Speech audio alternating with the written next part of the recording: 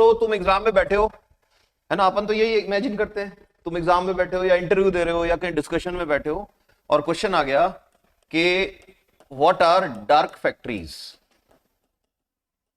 पहली चीज।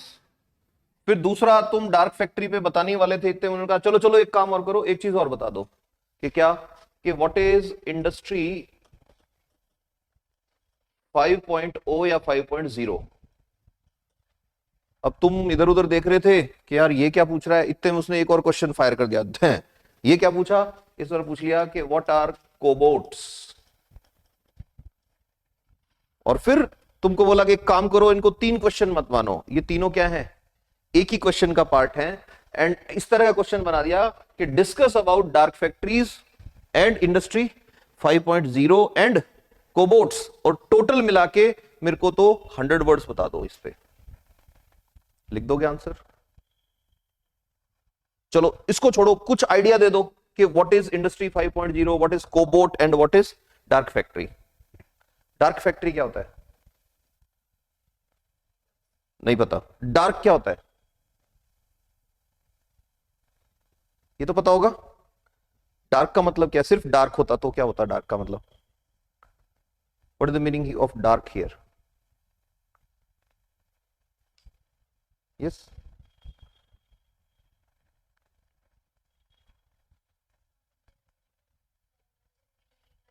Something illegal.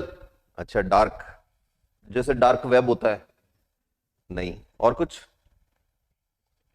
तो देखो जब भी ये वाला टर्म आए तो सबसे पहली चीज तो इसके रेफरेंस में अगर तुमको आइडिया नहीं है तो this is a negative thing, इसका पता होना ही चाहिए। आज के टाइम में अगले 10 साल तक इस पे सबसे ज्यादा डिस्कशन होने वाले हैं, dark factories and industry 5.0। Cobots तो अभी बहुत चल ही रहे हैं।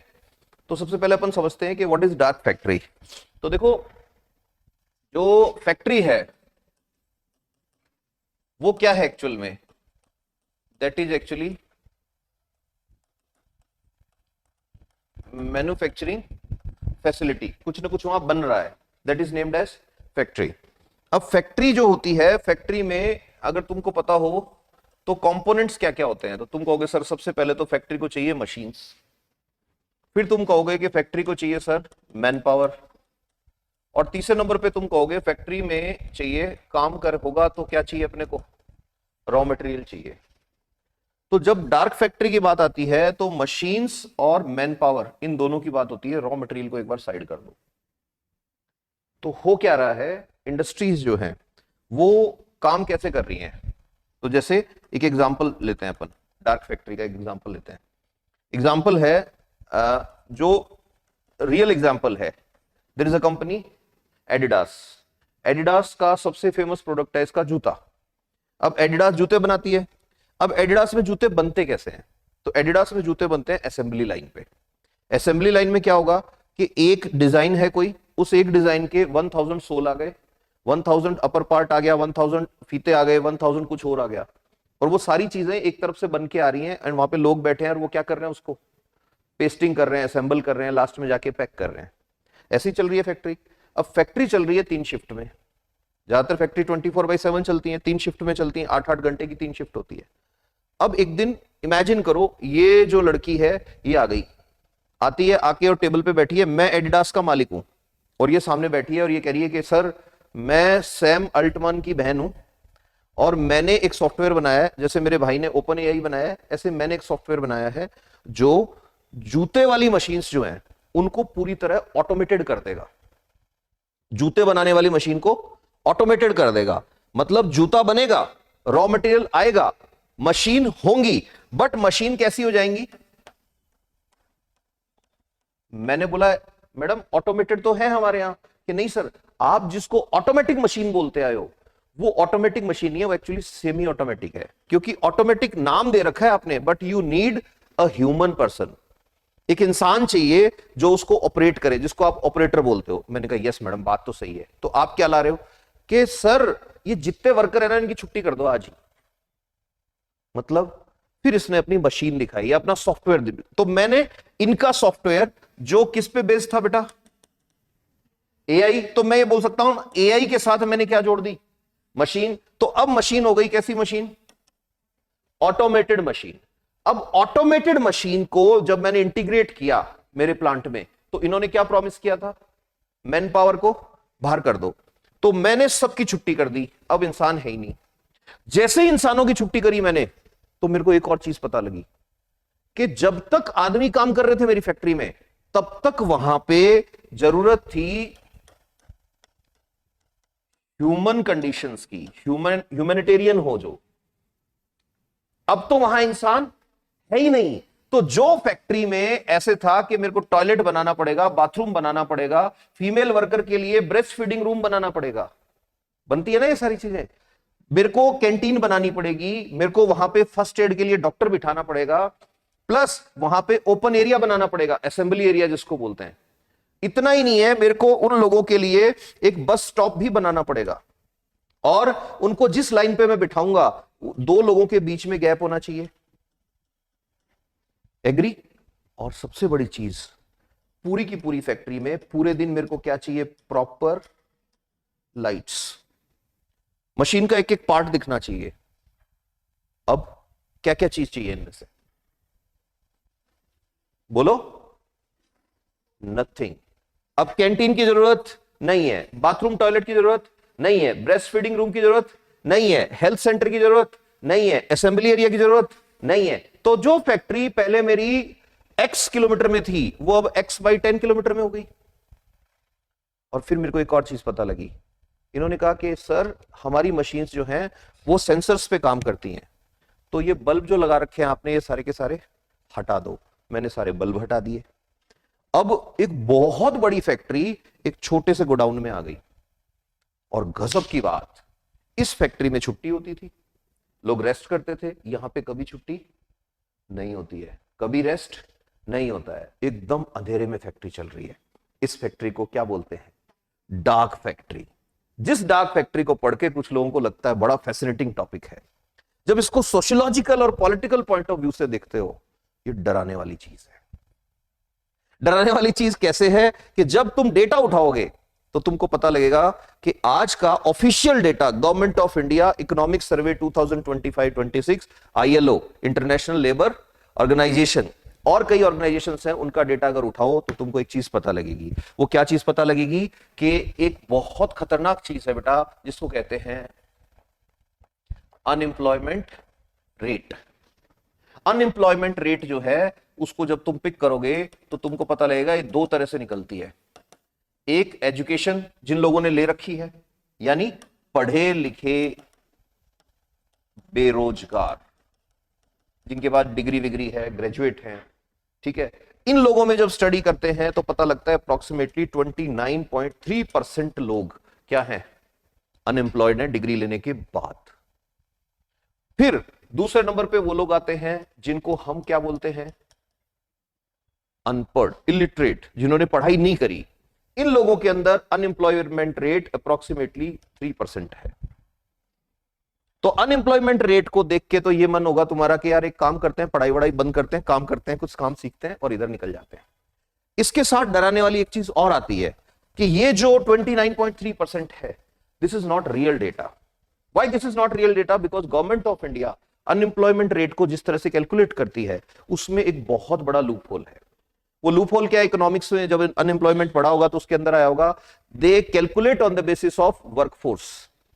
अगर कोई आदमी 3 साल से यूपीएससी की प्रिपरेशन कर रहा है या 3 साल से आईएएस की प्रिपरेशन कर रहा है तो गवर्नमेंट ऑफ इंडिया उसको बेरोजगार नहीं मानती।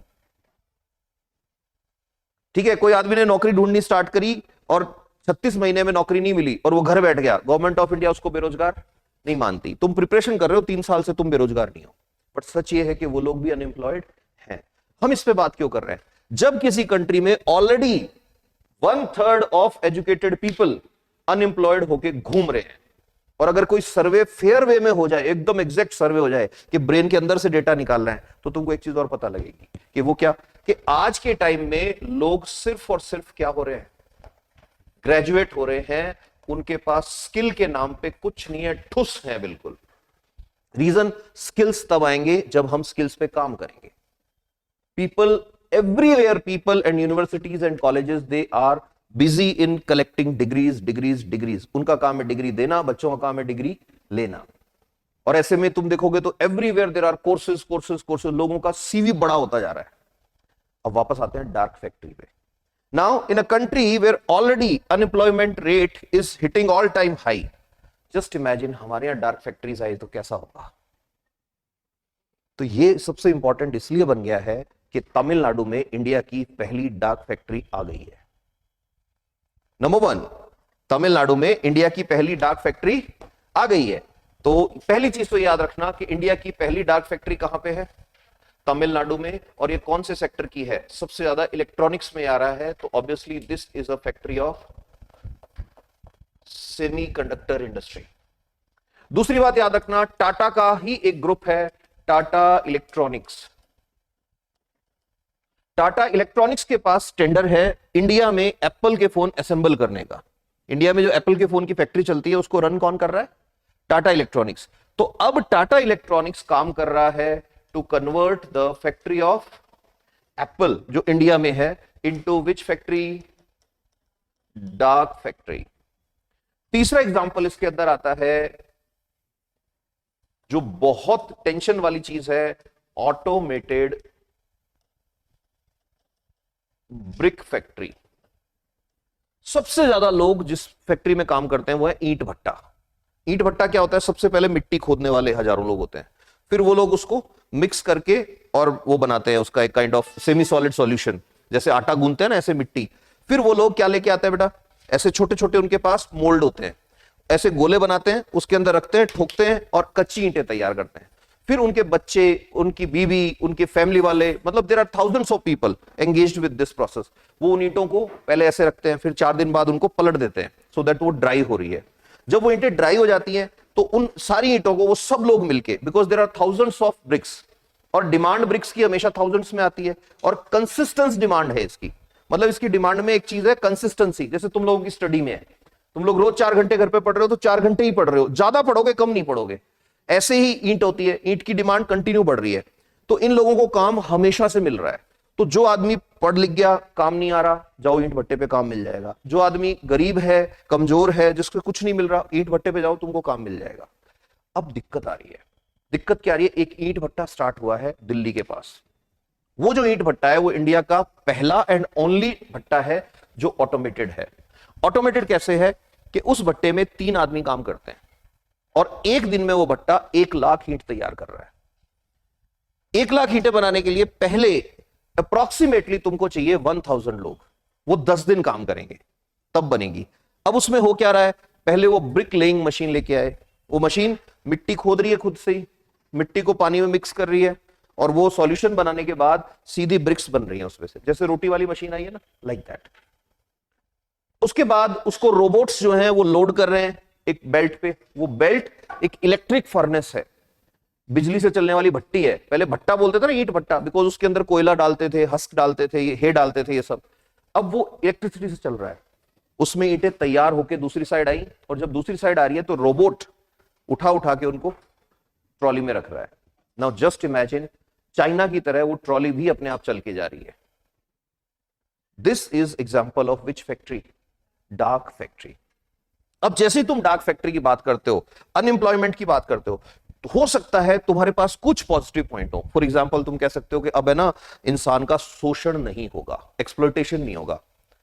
हो सकता है तुमको ऐसा लगता हो कि वर्क प्लेस पे एक्सप्लॉइट करते हैं। जैसे मैंने किसी को काम दिया, कोई एक बिल्कुल कमजोर आदमी था जिसके पास काम नहीं था, मैंने उसको काम पे रखा, तो 4 लोग ऐसे जरूर मिलेंगे ज्ञान देने वाले जिनको ये नहीं दिखेगा कि इसको मैंने काम दिया है, उनको ये दिखा देखो इससे धूप में काम करवा रहा है, वो भूखा मर रहा था, उसको मैं काम दे रहा हूं, उसको मैं कुछ सिखा रहा हूं, स्किल सिखा रहा हूं। तुमको ये दिख रहा है कि वो धूप में, जाओ घर ले जाओ, इसको चला के एसी सुला दो।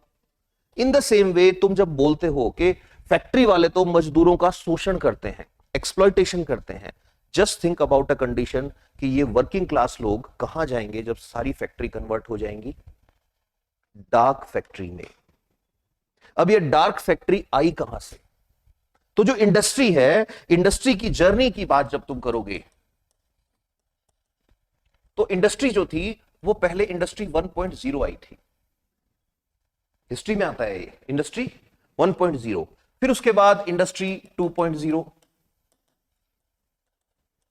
फिर आती है इंडस्ट्री 3.0, फिर आया इंडस्ट्री 4.0। अब है क्या चीज ये? तो इंडस्ट्री 1.0 वो टाइम था जब फर्स्ट टाइम इंडस्ट्री में पावर लूम आया। लूम किसको बोलते हैं?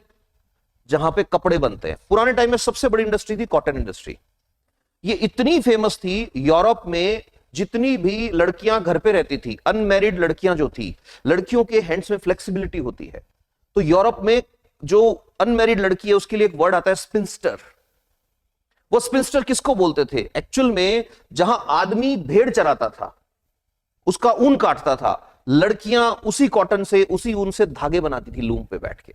तो स्पिनिंग वहां से आया क्या? स्पिंस्टर। तो आज भी तुम जाओगे तो unmarried girl who is in the age of like she can get married to someone, उसको क्या बोलते हैं? स्पिंस्टर। वो वहां से वर्ड आया। तो उस जमाने में thousands of female, thousands of child, thousands of you can say children, thousands of male, they were employed in the loom industry. कोई चक्का घुमाता था, कोई धागे बदलता था। उस टाइम जेम्स वॉट लेके आते हैं स्टीम इंजन। अब स्टीम इंजन जैसे ही आता है तो लूम बन जाता है। कौन सा loom? Power loom. Power loom मतलब उसको अब चलाना नहीं पड़ेगा, स्टीम से चलेगा। पावर लूम पावर्ड था, but it was powered with what? Steam powered था। जैसे ही स्टीम पावर्ड लूम आया तो एकदम से जो फीमेल थी उसकी इंपॉर्टेंस कम हो गई, एकदम से बच्चों की इंपॉर्टेंस कम हो गई। उस टाइम पे एक्सप्लॉयटेशन स्टार्ट हुआ फीमेल का और बच्चों का यूरोप में, जिसकी वजह से बाद में हमसे पहले वहां पे वुमेन एम्पावरमेंट और चाइल्ड राइट के जो मोमेंट्स चले थे वो वहां पर आए थे। अभी सुनते जाना। फिर थोड़ा टाइम निकला, थोड़ा अच्छा, तुमको पता है पावर लूम जैसे ही आया एकदम स्टीम पावर हो गया तो दो काम हो गए बेटा। स्पीड ऑफ इंडस्ट्री इंक्रीज हो गई। स्पीड ऑफ इंडस्ट्री जब इंक्रीज हो गई तो they will produce more goods. पहले 10 दिन में एक शर्ट बन रहा था, अब एक शर्ट 1 घंटे में बन रहा है। तो that means more which goods? Finished goods. If there are more finished goods, that means there is, बोलो यार, high demand of what? Raw material. Raw material ज्यादा चाहिए, अरे चाहिए या नहीं चाहिए? और फिनिश गुड ज्यादा हो रही हैं। अब फिनिश गुड ज्यादा हो रही है, रॉ मटेरियल भी चाहिए, तो इसके लिए तो यू नीड न्यू कंट्रीज। तो क्या आएगा? कॉलोनाइजेशन। अब यूरोप के लोग बाहर निकलेंगे और कॉलोनी सर्च करेंगे। समझ में आ रही है बात? साइंस एक स्टेप आगे लेता है, सोशियोलॉजी, हिस्ट्री, पॉलिटी, फिलॉसफी सब हिला देता है। तो AI is not only science. अभी तो देखते जाओ क्या क्या होगा। डार्क फैक्ट्री तो सिर्फ पहला स्टेप है। तो वहां से जब ये चीजें पड़ी तो दुनिया भर में कॉलोनाइजेशन स्टार्ट हुआ। तो अगर इंडस्ट्री 1.0 नहीं आता, जेम्स वॉट स्टीम इंजन नहीं बनाता, गांधी को पढ़ते क्या तुम? आज भी तुम बैठे होते कहीं पे जहां पे कौन है कि बाबर का 70th जो डिसेंडेंट है वो हमारा राजा है। फिर आया इंडस्ट्री 2.0। 2.0 क्या था? अब से पहले इंसान कैपिटल नहीं था। इंडस्ट्री 2.0 बोलता है, मैन नहीं बोलते, मैन पावर। यही बोलते हैं ना कि क्या है तुम्हारे पास? Man power. अब इंसान मजदूर बनेगा। मजदूर बनेगा तो उसको वैसे ही ट्रीट करेंगे जैसे एनिमल्स को करते हैं। तो क्या करेंगे? अब बनेंगी बड़ी बड़ी असेंबली लाइंस। असेंबली लाइंस मतलब अब फैक्ट्री उस फॉर्म में आएगी जिस फॉर्म में तुम फैक्ट्री को इमेजिन करते हो। एक यहां बैठा है, एक यहां बैठा है, एक यहां बैठा है, एक यहां बैठा है, इसमें एक बहुत बड़ा चैलेंज आता है। वो चैलेंज क्या आता है कि अगर बीच वाला एक स्लो है काम करने में, उसको सिस्टम बाहर फेंक देगा। एग्री? बिकॉज असेंबली लाइन में एक काम मैं करूंगा, फिर आगे सरका दूंगा, फिर वो होगा, फिर आगे सरकेगा, फिर आगे सरकेगा, ऐसे ही चलता है ना। तो that's how things were working.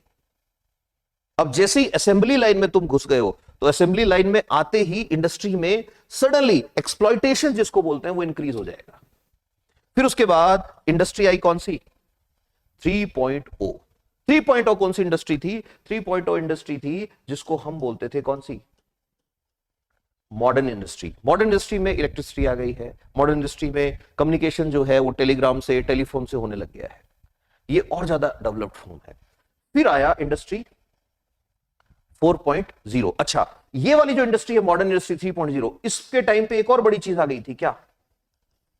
Internet. जैसे इंटरनेट आ गया www, तो इसने पूरी दुनिया जो थी उसको क्वेश्चन मार्क में डाल दिया।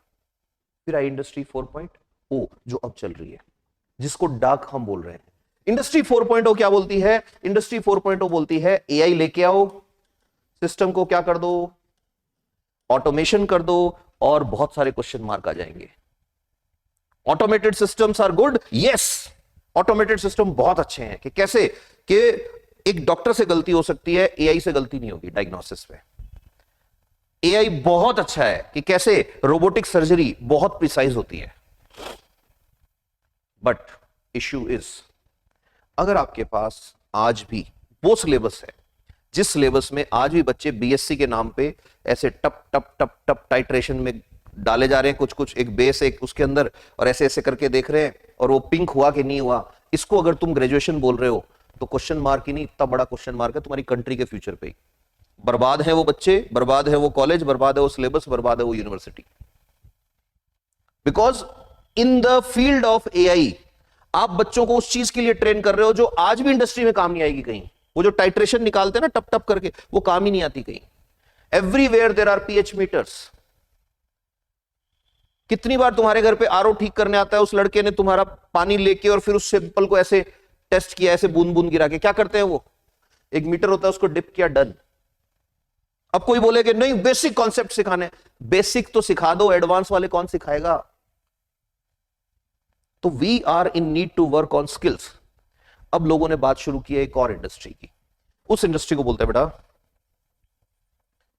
इंडस्ट्री 5.0। इंडस्ट्री 5.0 क्या है? ये सिर्फ एक हाइपोथेटिकल सिचुएशन है। इंडस्ट्री 5.0 ये बोलती है कि तुम्हारा जो मैन पावर है उसको सबसे पहले क्या बनाओ? स्किल्ड, जो है ही नहीं लोग। मतलब ये कंडीशन हो रखी है, ऐसे यहां से गर्दन से पकड़ के बच्चे को मां बाप स्कूल में फेंक के आ जाते हैं। स्कूल में जो लोग पढ़ा रहे हैं उनके पास खुद के पास स्किल नहीं है, ठीक है, वहां से उठा के कॉलेज में फेंक देते हैं, तू ये कर ले, तू वो कर ले। आईआईटी में 20-25% लोगों का कैंपस नहीं हो रहा है। Then what about the colleges जहां पे टीचर ही ऐसे हैं जिनका खुद का कभी कैंपस नहीं हुआ, जिन्होंने इंडस्ट्री की शक्ल नहीं देखी, how they can prepare you for the industries. ये ठीक ऐसे है जैसे इंडिया की बात तुम करते हो, इंडस्ट्री 5.0 के सर हमें स्किल्ड लेबर चाहिए, हम ऑटोमेशन में जा रहे हैं इधर। तुमको पता है ज्यादातर इंजीनियरिंग कॉलेजेस में, आईआईटी की भी बात बता रहा हूं, जो स्कॉलर्स हैं, जो सो कॉल्ड प्रोफेसर्स हैं, जिनको बड़े बड़े अवार्ड दे रखे हैं, उनके पास स्किल जीरो है। उन्होंने पेपर ही पेपर पब्लिश किए हैं। If you will go to research you will be surprised. India paper publish करने में नंबर 1 हो गया है, पेटेंट में पीछे ही जा रहा है हर साल।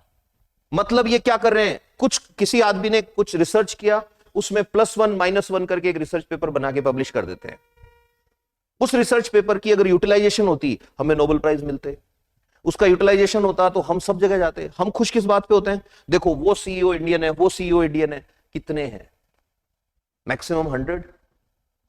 उसके बाद क्या? Why we are not having our own industry? Service sector के ही अगर हो तो सबसे पहले विक्टिम भी तुम बनोगे जब ये सर्विस सेक्टर ऑटोमेशन में जाएगा। You're getting my point? अब जैसे ही ऑटोमेशन में जाएगा तो तुम एक पूरा, अब लोग इंडस्ट्री 5.0 में क्या बोल रहे हैं? नहीं, हम स्किल्ड लोग तैयार करेंगे, और ये स्किल्ड लोग इतने स्किल्ड होंगे कि एआई कैपेबल होके ये बहुत अच्छा काम करेंगे। और फिर जो इंडस्ट्री चलेगी उस इंडस्ट्री को क्या बोलेंगे? इंडस्ट्री 5.0।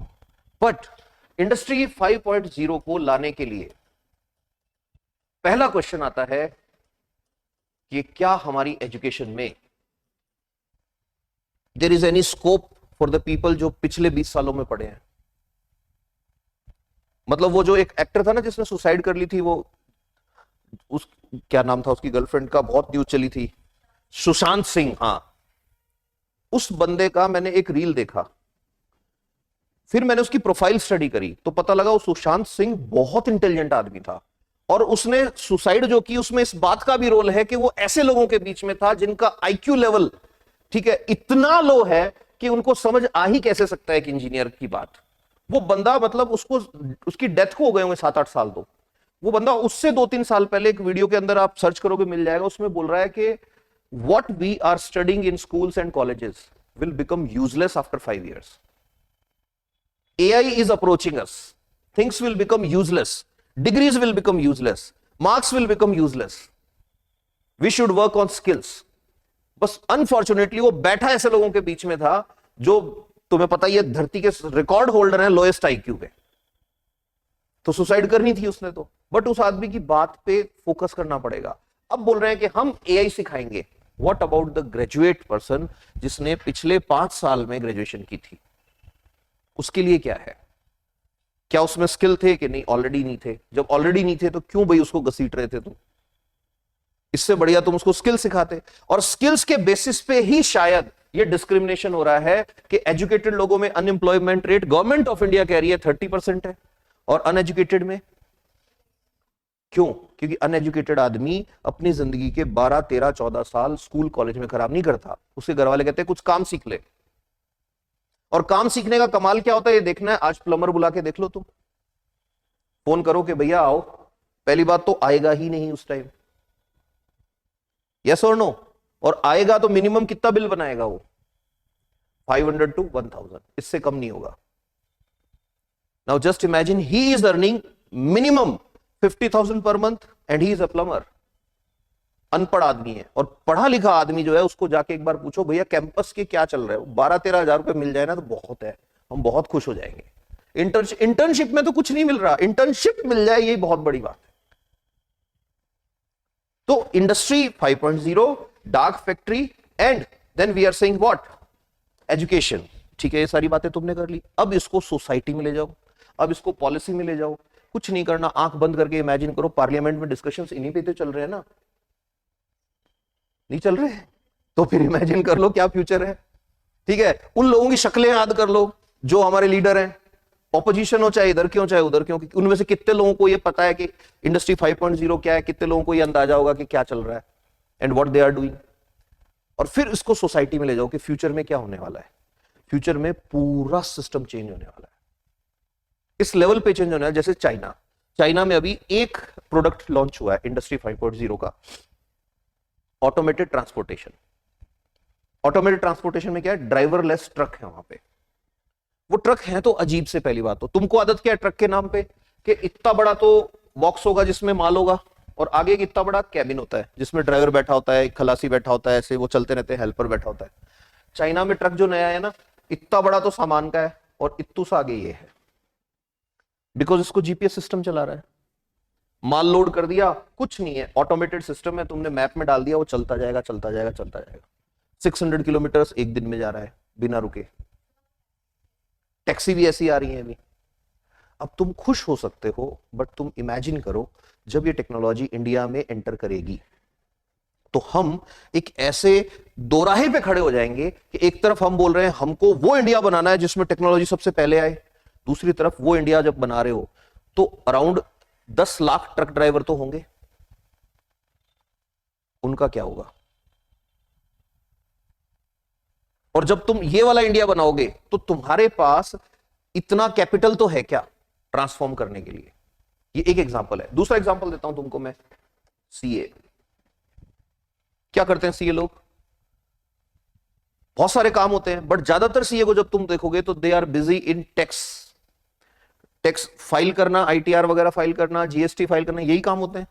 नाउ जस्ट इमेजिन कि ऐसा कौन सा कॉम्प्लिकेटेड टास्क है सीए का, बड़े स्केल पे अगर छोड़ दें तो, ठीक है, एक आम आदमी से रिलेटेड हम बात करें तो, जो ऑटोमेटेड सिस्टम नहीं कर पाएगा। Tell me. In fact, these systems are performing better than human brain.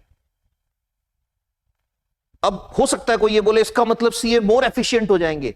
एक आदमी मोर एफिशिएंट होने का मतलब है वो 100 आदमियों का काम खा जाएगा। Agree? Already the field is in struggle. अब वो टाइम गया कि सीए कर रहा है लड़का, शादी हो जाएगी इसी बात पे कि सीए कर रहा है। अब तो ये सीए कर रखा है कि हाँ, अब क्या कर रहा है कि अब काम ढूंढ रहा है। थर्ड एग्जाम्पल, सबसे ज्यादा जॉब देता था कॉल सेंटर इंडिया में। सिर्फ 10 साल पहले अगर तुमको इंग्लिश आती है, you are not in need to worry about your future. Today सबसे ज्यादा वरी जिनको अपने फ्यूचर की हो रही है वो कौन लोग हैं?